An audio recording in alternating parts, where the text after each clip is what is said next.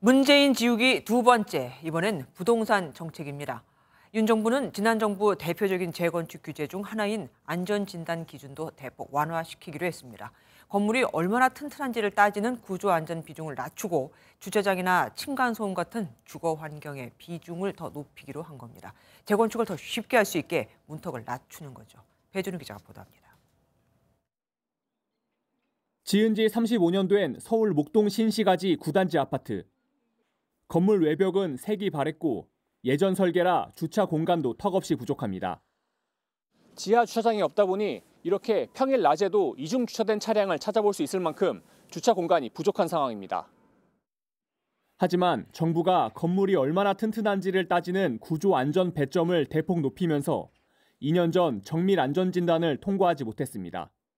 전반적으로 좀 합리적이라고 볼 수는 없는 거다 보니까 80년대 아파트다 보니까 그 세대수만큼 주차 대수가 없어요. 많이 불편하죠. 실제 지난 2018년 3월 기준이 강화된 전후로 안전진단을 통과한 단지는 139곳에서 21곳으로 크게 줄었습니다. 정부는 강화된 안전진단 기준이 재건축 사업을 크게 위축시킨다고 보고 규제를 완화하기로 했습니다. 먼저 50%에 달했던 구조 안전 비중을 30%로 낮추고 하수관이나 주차장 등 주거 환경 평가 점수를 높입니다.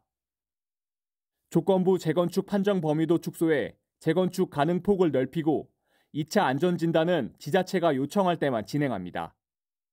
안전진단이 진행 중인 단지에도 소급 적용되는데 서울 상계와 목동 등 1980년대 후반에 지어진 재건축 단지들의 숨통이 트일 전망입니다. 이번 합리화 방안에 따라 안전진단 통과 단지가 크게 늘어나고 재건축도 활성화될 것으로 기대하고 있습니다. 다만 가파르게 뛰는 금리에 부동산 시장이 워낙 차갑게 식어 있어 재건축 시장의 활성화를 기대하기엔 역부족이란 지적도 나옵니다. MBN 뉴스 배준우입니다. 안녕하세요. 김주하입니다. 공정하고 신속한 MBN 뉴스, 유튜브를 통해서도 만나보실 수 있습니다. 특히 더 많은 뉴스와 라이브를 보고 싶으시다면 오른쪽을 눌러서 구독하시면 됩니다. 어렵지 않죠? 빠르고 정확한 뉴스로 계속 찾아뵙겠습니다. MBN 뉴스를 시청해주신 여러분 고맙습니다.